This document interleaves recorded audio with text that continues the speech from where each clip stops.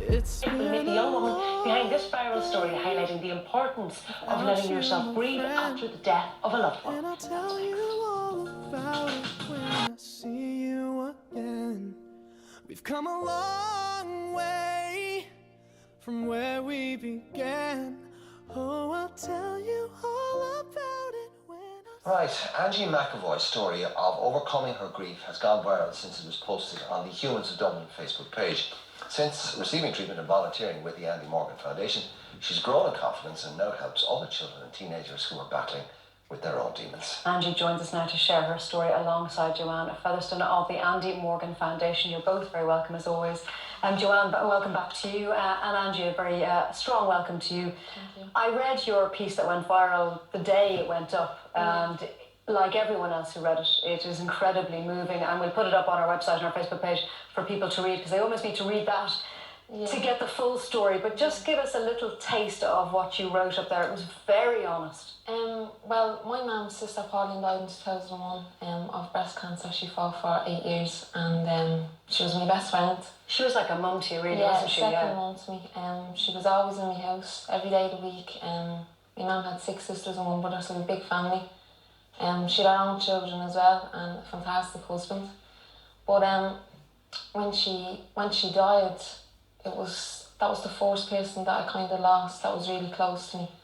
And you know, people have to understand, I was 11, so at that age I didn't understand what grief was. I didn't know how to deal with it. But when she died a couple of months after, I began to be really sick, and you know, at first we thought it was a bug, and it was the usual, you know, the couch and a blanket and a bottle of 7-Up and it'd be grand. But when you say sick, you mean like nauseous and vomiting? I was constantly vomiting. I had pains in my knees, my toes, my arms, I had pains everywhere.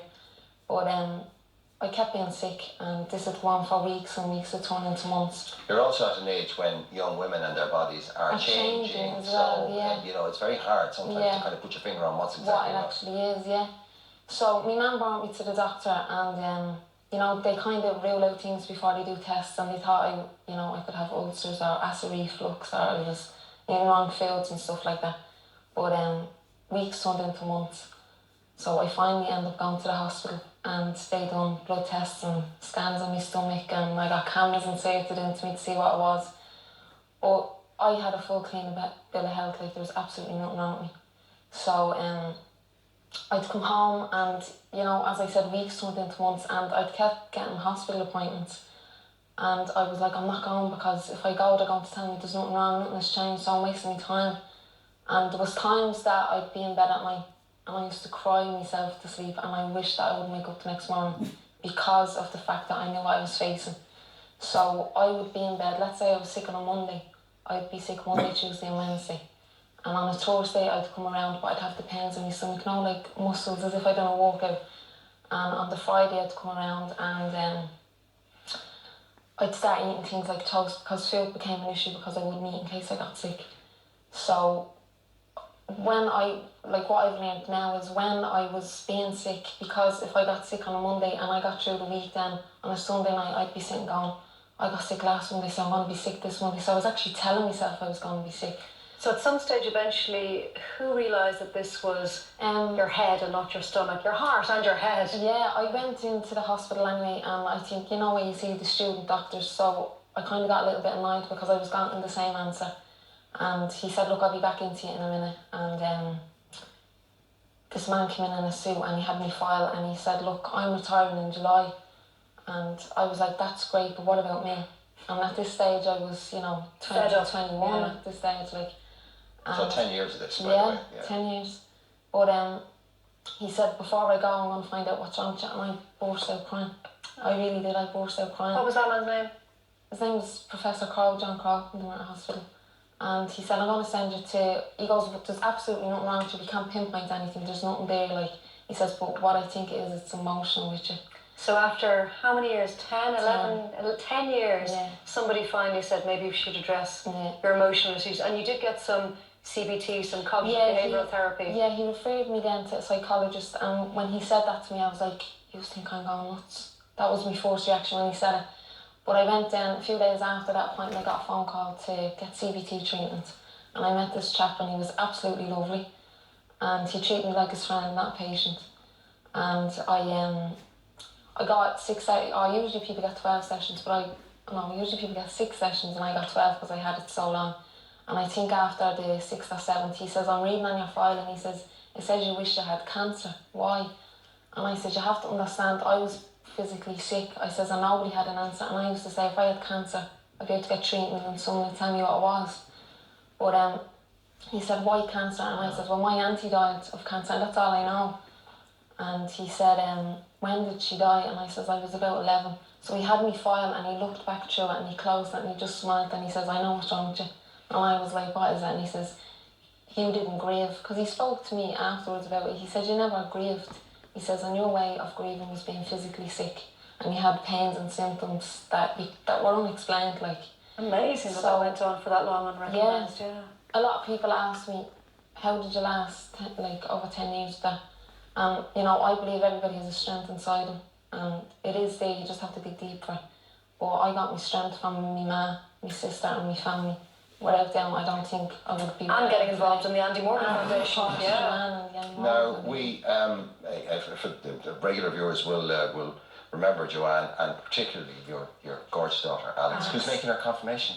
Yeah, she's very making shortly. her confirmation. We want to wish her all the very best. Hi, Alex. Make your mind up about the dress soon, right? And the parallels. Angie, you saw that story and you heard about it, and you realised then that there was a bond and there was something that your learning experience could do to help people. I watched Joanne's documentary on Facebook, Angie Morgan's story that she made about Andy's death, and she said about 5 minutes into it, that Andy lost his mother when he was 11, and straight away that struck a chord with me. And I kind of thought, if I didn't get the help and I didn't hang on, would my family be sitting talking about me?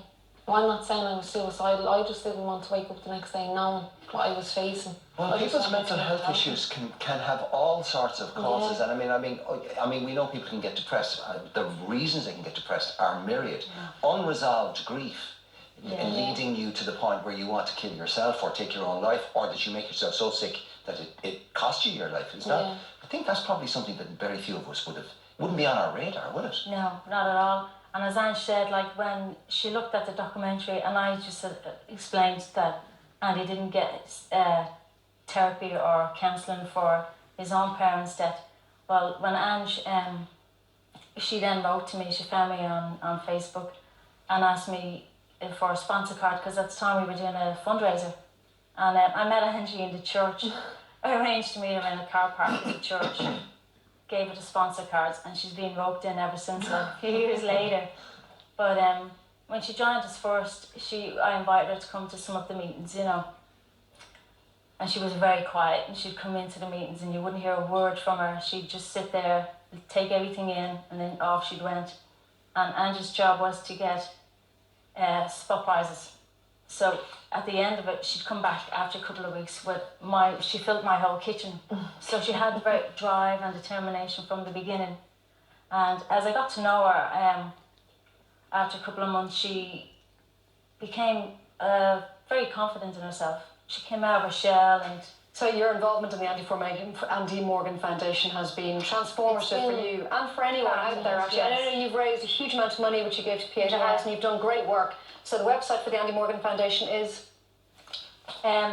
There's no website, it's a Facebook page. Oh, it's Facebook page. We put the Facebook details up so Just people can very contact quickly, that. because this is really important. The Tell benches, us about the body benches, because the whole point of what you're doing here is saying this can start very early in life, and it may not be related to bullying or anything to do. Just be some tragedy. But it can be just, some people aren't, but not everybody's a social butterfly. Some people are anxious and stuff like that, and they might be a bit shy. So the buddy benches is to help primary schools children, and the benches will go into the schoolyard.